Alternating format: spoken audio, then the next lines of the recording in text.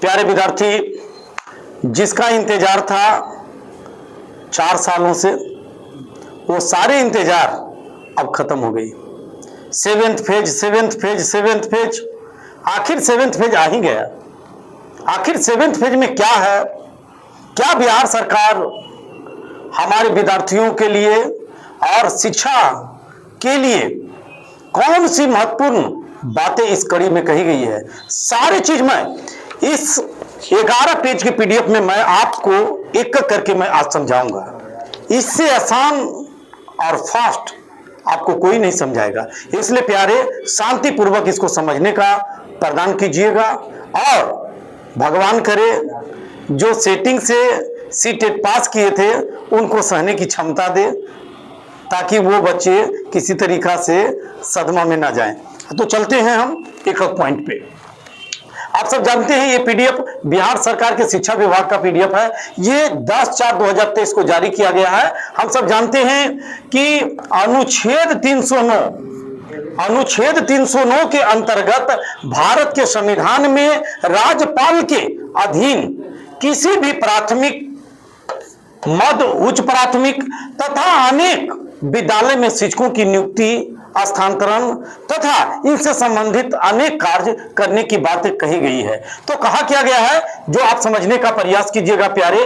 आप इसमें संक्षिप्त नाम, विस्तार और प्रारंभ के साथ साथ इसमें क्या क्या चीज है आपके सामने वो आप देख लीजिए। यहाँ पे कहा यह गया है, यह नियमावली बिहार राज्य विद्यालय अध्यापक नियुक्ति, स्थानांतरण, अनुशासनिक कार्रवाई एवं सेवा शर्त नियमावली 2023 के नाम से जानी जाएगी, क्योंकि 2019 के बाद ये 2023 के नाम से जानी जाएगी। इसका कहना क्या है कि ये संपूर्ण बिहार राज्य में लागू होगा। कहा होगा? ये संपूर्ण बिहार राज्य में लागू होगा या राजपत्र में प्रकाशित होने की तिथि से प्रवृत्त होगा। जिस दिन से प्रकाशित ही होंगे उसी दिन से ये क्या होगा? प्रवृत्त हो जाएंगे। आगे चलते हैं लेकर के। इस नियमावली में जब तक विषय या संदर्भ के विरुद्ध कोई बात नहीं कही जाएगी उस पर कोई चर्चा बिहार सरकार नहीं करेगी। आगे देखते हैं। यहां पे कहा यह गया है कि सरकार मतलब कौन सी सरकार? केंद्र सरकार की बात नहीं कर रही है। सरकार मतलब यहां पे बिहार सरकार से कही गई है, प्रशासनिक विभाग से कहा गया है, शिक्षा विभाग के जो भी इंप्लीमेंट करने वाले हैं उनकी बात कही गई है। विद्यालय से संबंधित हम सब जानते हैं कि हमारे जितने भी विद्यालय हैं सारे विद्यालय से संबंधित है। प्राथमिक विद्यालय मतलब हम सब जानते हैं, प्राथमिक विद्यालय 1 to 5 यानी 1 to 5 वर्ग के जो बच्चे होते हैं उसे ही हम प्राथमिक विद्यालय में रखने की बात करते हैं। उसी में मध्य विद्यालय की बात कहा गया है। तो ये 6 to 8 के जो बच्चे हैं, जो 6 to 8 के शिक्षक जो बनेंगे उसको 6 to 8 वर्ग के बच्चे के लिए बात कही गई है। और वही आपको प्रारंभिक विद्यालय में भी इसी बात को कहा गया कि भाई जो प्रारंभिक विद्यालय में होंगे वो 1 to 8 वर्ग से होगा। क्या होगा? 1 to 8 वर्ग से होगा। और माध्यमिक विद्यालय में जो है वो माध्यमिक विद्यालय में इससे अभी परे है कि राजकीय प्रोजेक्ट और भी जो सारे हैं उसके अंतर्गत में यहां पर रखने की बात कही गई है। अब ये तीसरा आपके सामने है, आप देख लीजिए, बढ़िया से हम बड़ा कर देते हैं प्यारे। अब इसमें कहा गया है कि आपको प्रथम से 10 तक के आपको इसमें रखा गया है। किसमें रखा गया है भाई? तो प्रथम से 10 तक के इसमें रखा गया है। उच्च माध्यमिक विद्यालय में बच्चे 1 से 12 तक के जहां पे विद्यालय में पढ़ाई होती है उसके लिए उच्च माध्यमिक में रखा गया है। और उसके बाद हम सब जानते हैं कि पंचायत राज अधिनियम जो हमारे यहाँ पिछले नियोजन इकाई में जो भाग ली थी, हम सब जानते हैं कि पहले मुखिया ने बहाल किया था, उसकी भी बात ये कही गई है कि जिला परिषद मतलब बिहार राज्य पंचायती अधिनियम 2006 के अंतर्गत जो जिला परिषद, पंचायत समिति, मुखिया तथा पंच को जो भी नियुक्ति की जाती थी ये सारी चीज इसके अंतर्गत में किया गया है। कहा क्या गया है कि भाई जिला परिषद को भी इसमें इन्वॉल्व किया जाएगा। उसके बाद पंचायत समिति, जो आप देखते हैं कि गांव में जो पंचायत समिति होता है उसको भी इन्वॉल्व किया जाएगा, ग्राम पंचायत के जो लोग हैं उसको भी किया जाएगा, और नगर निकाय, नगर निकाय हम सब जानते हैं जो शहरीकरण होते हैं वहां पर हम सब क्या जानते हैं, नगर निकाय में होता है। तो यहां पे शहरी क्षेत्र के लिए यह लागू किया जाएगा, जिसमें नगर निगम, नगर परिषद एवं नगर पंचायत के लिए भी ये मान्य रहेगा, है ना। स्वर्ण से अभिप्राय है, यानी प्रेरित है कि यह नियमावली जिला स्तर के विद्यालय अध्यापक से संबंधित होंगे। मतलब कहने का मतलब है कि ये जिला स्तर पर जो रोस्टर तैयार की जाएगी उसी के अधीन ये कार्य किया जाएगा। कितनी वैकेंसियां किस जिले में है, कैसे नियोजन प्रक्रिया होगी, ये जिला में किया जाएगा, ये सारी चीज यहां पे आपको सामने किया गया है। नियुक्ति प्राधिकार, नियुक्ति प्राधिकारी के संबंध में ये बात को कहा गया है कि जिला शिक्षा पदाधिकारी को इसमें रखी गई है। इस चीजों की महत्वपूर्ण भूमिका इसमें रखा गया है।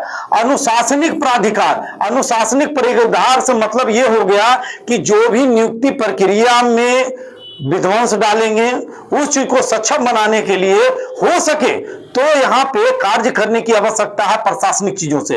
तो इस पर भी बात कही गई है। अपीलीय प्राधिकार, अब ये कहा गया है कि अगर बालक को कहीं पे अपील करने की अगर बात होगी तो वो अपील इसमें कर सकते हैं कि भाई हमारा कहीं परेशानी हो गया है, कहीं किसी प्रकार का दिक्कत हो गया है, तो ये चीजें भी इसमें करने की बात कही गई है। अब आगे चलते हैं। अब कहा गया है कि विद्यालय अध्यापक से संबंधित, अभिप्रेत मतलब यहां पर हो गया संबंधित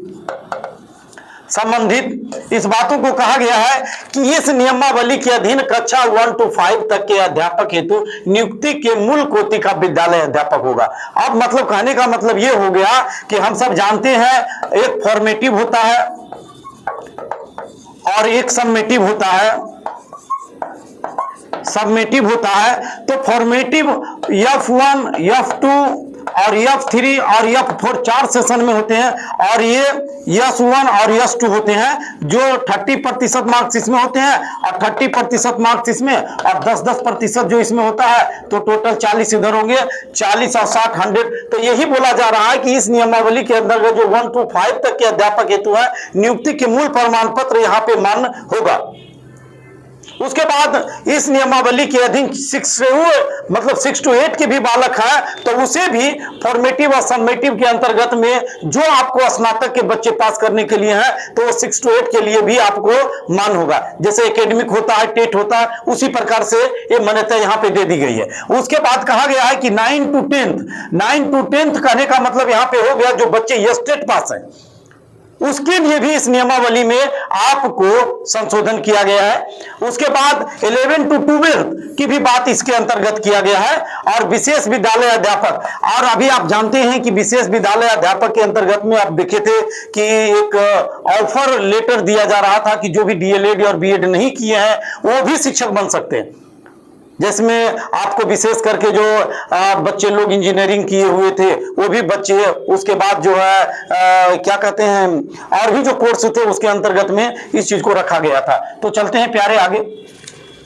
अब देखिए इसमें जो बात कही गई है विशेष करके हम आपको, क्योंकि लाइन बाय लाइन हम यहाँ पे आपको समझा रहे हैं, प्रारंभिक विद्यालय में विशेष आवश्यकता वाले बच्चे को शैक्षणिक अनुसमर्थन प्रदान करने हेतु इस नियमावली के अधीन नियुक्त विशेष विद्यालय अध्यापक की नियुक्ति की जाएगी। ऐसा सरकार को अगर लग रही है कि हमारे विद्यालय में किसी शिक्षकों की कमी है तो जो एमबीए किए हुए हैं लड़कों उसको भी लिया जाएगा, और भी जो कोर्स से किए हुए हैं आवश्यकता पड़ा तो उसकी भी ज्वाइनिंग इसमें करवाया जा सकता है। उसके बाद है प्रधानाध्यापक। ये प्रधानाध्यापक में कुछ नहीं है, जो पहले हम प्रधानाध्यापक में जो करते थे वही है। ये है बिहार शिक्षा नियमावली 2014। अब इसी को बदल करके यहाँ पे आप जो है सेवा शर्त जो है ना बिहार राज्य माध्यमिक विद्यालय नियमावली 2021 कर दिया गया, यानी 2014 को नाम बदल करके 2021 कर दिया गया। इसमें कोई परिवर्तन विशेष करके इसमें नहीं किया गया है। और उसी चीज में आपको नियुक्ति स्थानांतरण अनुशासनिक कार्रवाई एवं सेवा शर्त की बात 2021 के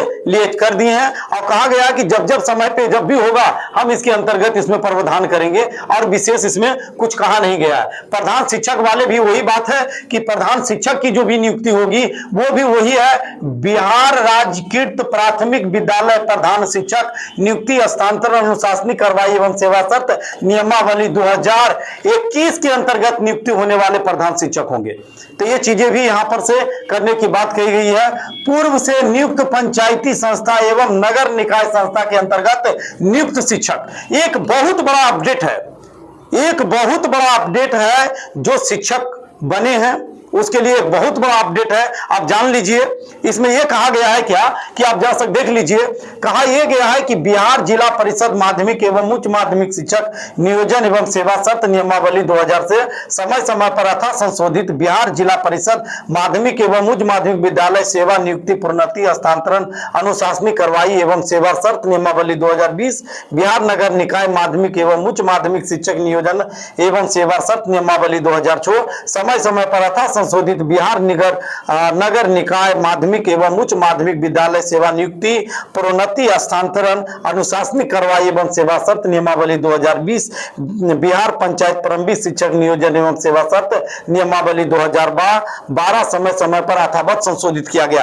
कहने का मतलब यह है कि अब तक की जितनी भी नियुक्ति की गई है वो सारे नियुक्तियों को शिक्षकों के लिए एक अलग अलग अपना जो है रोस्टर तैयार करने की बात कही गई है, जिसमें बताया गया है कि भाई शिक्षकों की कैसे आपका किया जाएगा। ये सारी चीजें आपको देखने को यहां पे मिल रहा है। उसके बाद अब आप देख लीजिए आगे क्या कर रहा है। जो शिक्षकोत्तर कर्मी से अभिप्रेय, अभिप्रेय मतलब संबंधित, राज्य सरकार के विद्यालय में कार्यरत कर्मी जो शिक्षण कार्य में संलग्न नहीं है उसके लिए भी ये चर्चा की है।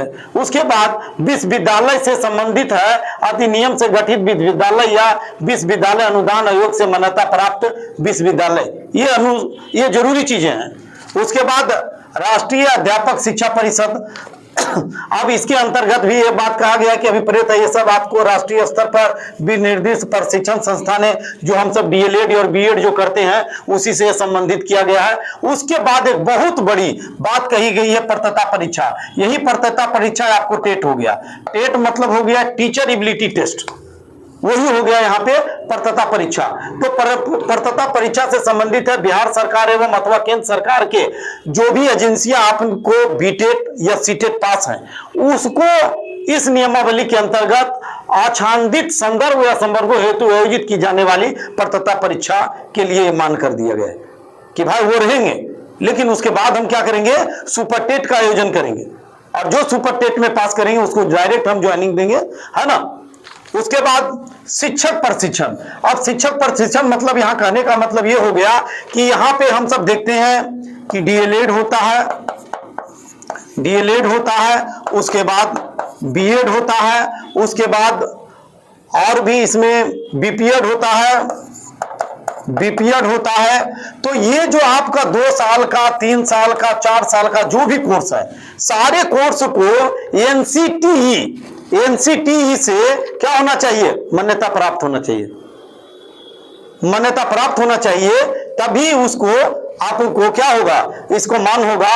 और इसमें देखिए एक बहुत बड़ी नोट आपके सामने लिख दिया गया है जो कि आपके नीचे में लिखा हुआ है। स्पष्टीकरण में कहा गया है कि शिक्षक प्रशिक्षण की किसी भी उपाधि की मान्यता के बिंदु पर अथवा किसी उपाधि विशेष के समतुलता के बिंदु पर किसी भी प्रकार के विवाद की स्थिति में राष्ट्रीय अध्यापक शिक्षा परिषद एनसीटी के परामर्श से विभाग का निर्णय क्या होगा, अंतिम होगा। इसी अंतिम में आपको काम किया जाएगा। उसके बाद आयोग से संबंधित है, इस नियमावली के अधीन संवर्ग या संवर्गों में नियुक्ति की अनुशंसा हेतु राज्य सरकार द्वारा प्राकृत किया गया कोई आयोग। मतलब कहना है कि जो हम एग्जाम जो लेने के लिए जा रहे हैं उस एग्जाम में हम कोई भी आयोग, बीपीएससी भी हो सकती है या कोई भी जो एग्जाम कंडक्ट करती है, हम उसे भी, उस आयोग को भी हम एग्जाम लेने के लिए कर सकते हैं। जैसे आप सब देखते हैं कि सीटेट की एग्जाम होती है, बीटेट की एग्जाम होती है, और एनटीए की एग्जाम जो लेती है अभी नेशनल टेस्टिंग एजेंसी जो ले रही है, उसके अंतर्गत में ये कोई भी आयोग को गठित कर सकता है जो कि सुपर टेट बिहार में ले सके। अब बिहार में कौन कौन सी चीज होगी अभी तो विशेष करके ये नहीं बताया गया है, लेकिन चलते हैं आगे। हम सब जानते हैं संवर्ग का गठन। अब संवर्ग का गठन ये है कि ये जो है ना जिला स्तर पर नियुक्त की जाएगी। ये जिला पे जितने भी पदाधिकारी हैं, जैसे हम सब जानते हैं कि ये जो आपको बीओ होता है, तो बीओ मतलब क्या हो गया, ब्लॉक एजुकेशनल ऑफिसर। उसके बाद डीओ होता है, डीओ मतलब क्या हो गया, डिस्ट्रिक्ट एजुकेशनल ऑफिसर हो गया। उसके बाद जो जिला स्तर पर जो भी कार्य होंगे वो कार्य के अंतर्गत ये काम करने का प्रयास करेगा। उसके बाद क्या किया गया है कि विद्यालय अध्यापक के सभी पद सीधी नियुक्ति से भरे जाएंगे। बहुत बड़ी अपडेट है, इस चीज को आप समझ लीजिए। सीधी नियुक्ति मतलब यह हो गया कि जो बच्चे सीटेट पास हैं तो ये पीटी हो गया, और उसके बाद अगर सुपर टेट अगर आप पास कर जाइएगा, सुपर टेट पास आप कर जाइएगा, तो फिर आपको कुछ नहीं, डायरेक्ट आपको क्या होगा, ज्वाइनिंग दे दी जाएगी। ये हुआ सीधी नियुक्ति, है ना। उसके लिए अब कहने का मतलब है कि भाई नियुक्ति के लिए अनिवार्य रूप से जो अर्हता प्राप्त है वो क्या है, जो आप समझने का प्रयास कीजिएगा। पहला क्या है, भारत का नागरिक हो एवं भारत का नागरिक हो एवं बिहार राज्य की अस्थायी निवास हो। बहुत बड़ी अपडेट, बहुत बड़ी अपडेट है। इतनी बड़ी अपडेट है कि जिसकी मांग थी कि डोमिसाइल चाहिए था, वो डोमिसाइल आपको मिल गया है। अब कहीं दूसरे स्टेट का बालक क्या होगा, अब इसमें नहीं आएंगे, है ना। तो ये आगे आपको देखने की चीज है। विद्यालय अध्यापक के पद पर नियुक्ति हेतु राष्ट्रीय अध्यापक शिक्षा परिषद द्वारा समय समय पर जो भारतीय पुनर्वास परिषद के अनुरूप जो अनुमान होगा उसी ही है रखने की बात कही गई है। राज्य सरकार एवं केंद्र सरकार द्वारा समय समय पर अर्हता शिक्षक पात्रता परीक्षा उत्तीर्ण हो। अब ये कहा गया है कि जैसे सीटेट भी पास हो या तो बीटेट पास हो, वही बालक जो है किसमें क्या होगा, इसमें सुपर टेट में भरने की बात कही गई है ना। लेकिन इसमें कहा परंतु 2012 से पूर्व नियुक्त कार्यरत शिक्षक जो दक्षता परीक्षा उत्तीर्ण होंगे के लिए शिक्षक पात्रता परीक्षा में उत्तीर्णता अनिवार्य नहीं होगी, यानी 2012 से पहले जो शिक्षक हैं उसको नहीं होंगे, है ना।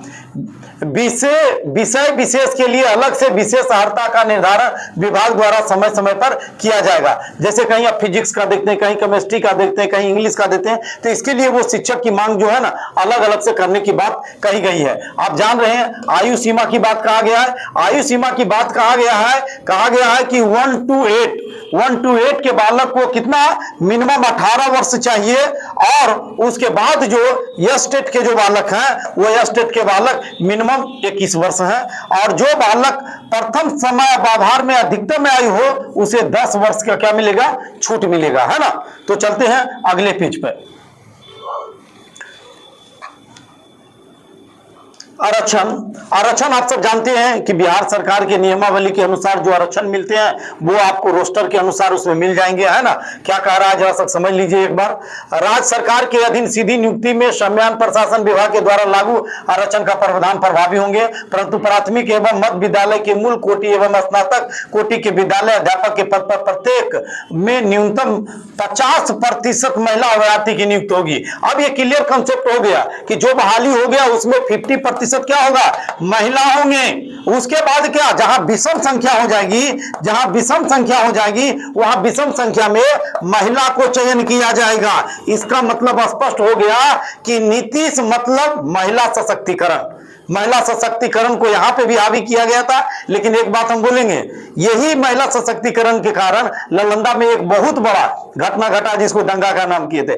10 गो महिला को वहां पे लगा दिया गया था। जब लड़ाई झगड़ा हुई तो उसके बाद हुआ कि 10 महिला भाग गई। तो ये सब ध्यान था, ठीक है, अच्छी बात है, शिक्षा में आप दे रहे हैं, लेकिन पुलिस में जरा घटाने का प्रयास कीजिए। अब जैसे देखिए, अब ये प्राथमिक एवं मध्य विद्यालय के मूल कोटि एवं स्नातक कोटि के विद्यालय अध्यापक के लिए विषयवार आरक्षण रोस्टर का संधारण समेकित रूप से जिला स्तर पर किया जाएगा। इसी प्रकार माध्यमिक एवं उच्च माध्यमिक विद्यालय के विद्यालय अध्यापक के लिए विषयवार आरक्षण रोस्टर के अलग अलग संधारण जिला स्तर पर किया जाएगा। विद्यालय अध्यापक का आरक्षण जो आपको दिया गया है वही होगा इसमें, है ना। इस नियमावली के प्रवृत्त होने के बाद आरक्षण बिंदु 01 में जो क्रम होगी, जो आरक्षण के जो दिया गया है उस पे हो जाएगी। नियुक्ति की प्रक्रिया नियुक्ति की प्रक्रिया वही है जो आप सब जानते हैं। शिक्षा विभाग द्वारा विद्यालय अध्यापक के पद पर सीधी नियुक्ति हेतु जिला स्तर पर रिक्त पदों की गणना कर रोस्टर क्लियरेंस के साथ आरक्षण कोटिवार अधियाचना आवश्यकता अनुसार आयोग को भेजी जाएगी। सीधी भर्ती हेतु प्राप्त अधियाचना के आलोक में आयोग रिक्तियों की संख्या विज्ञप्ति करेगा। आयोग द्वारा विज्ञापित आवेदन पत्र में विद्यालय अध्यापक अभ्यर्थी द्वारा योग्यता से संबंधित स्व घोषणा के आधार पर उनकी उम्मीदवारी का मूल्यांकन किया जाएगा। उसके बाद आगे देखिए, परीक्षा हेतु पाठ्यक्रम का निर्धारण आयोग द्वारा प्रशासनिक विभाग के परामर्श से किया जाएगा। निर्धारण पाठ्यक्रम के आलोक में परीक्षा का आयोजन होगा। प्रश्न पत्रों का निर्धारण, उत्तर पुस्तिकाओं का मूल्यांकन तथा परीक्षा फल का प्रकाशन आयोग द्वारा किया जाएगा। ये बहुत बड़ा अपडेट है ना। परीक्षा के पैटर्न का निर्धारण आयोग द्वारा किया जाएगा, जिसमें मतलब कहने का मतलब है कि जो एग्जाम लेगी उस एग्जाम पे विशेष यहाँ पे चर्चा किया गया है। जो जरा सा आप बड़ा करके देख लीजिएगा, क्योंकि वीडियो बहुत ज्यादा बड़ा बन रही है, इसलिए जरा सा हम आगे बढ़ाने का काम करेंगे, है ना। अब यहाँ देखिए, पंचायती संस्था एवं नगर निकाय के अंतर्गत जो भी शिक्षक नियुक्ति के लिए नियम 7th में अंकित नियुक्ति की प्रक्रिया में भाग लेने के लिए किया गया है, उस आवश्यकता अनुसार ये राज्य सरकार के द्वारा अलग अलग किया जा सकता है। प्रमाण पत्रों की जांच होगी, वो तो आप जानते ही हैं, उसमें कोई बड़ी बात नहीं है।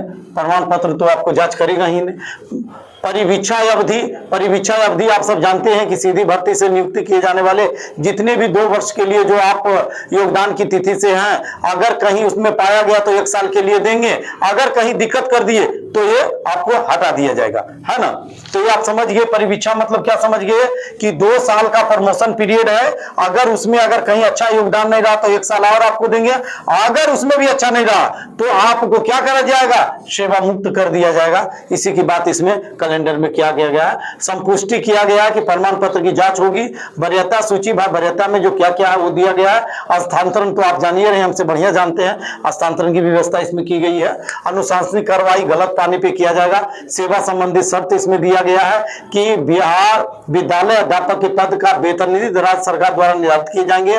विद्यालय अध्यापक के विभिन्न संवर्गों का पद बल वही होगा जो सरकार द्वारा समय समय निर्धारित किया जाएगा। अन्य सेवा शर्त राज्य सरकार द्वारा निर्धारित किए जाएंगे। अनुकंपा के आधार पर भी नियुक्ति है। आचरण आपका कैसा है उसके बारे में भी किया गया है। शिकायत एवं अपील की बात भी इसमें कही गई है। उसके बाद प्रकीर्णन की भी बात इसमें कही गई है। युक्ति खंडिका के बाद में जिला संवर्ग प्रशासनिक विभाग, ये सारी चीज इसमें कही गई है। और विशेष करके जो यहाँ पे आपको हस्ताक्षर करके इसको जो है ना खत्म कर दिए गए हैं। लेकिन इतना आपको मैं बता देता हूं कि महत्वपूर्ण बिंदु यह है कि जो भी बालक सीटेट बीटेट पास हैं उन्हें बिहार के सुपर टेट के लिए हो जाइए तैयार, नहीं तो आपका बच जाएगा घंटी। ये अब कोई भी नियोजन शिक्षक नहीं होगा। जो भी नियोजन शिक्षक है वो नियोजन शिक्षक को 3 बार मौका देगा ये टेस्ट पास करने के लिए। अगर ये टेस्ट पास नहीं किए तो तीसरे टेस्ट के बाद आपको सेवा से मुक्ति कर दी जाएगी। इसलिए हो जाइए तैयार, क्योंकि बहुत किए हैं खेला, अब नहीं होगा खेला। अब क्योंकि आ रहे हैं नीतीश कुमार का हथौड़ा। जय हिंद, जय भारत।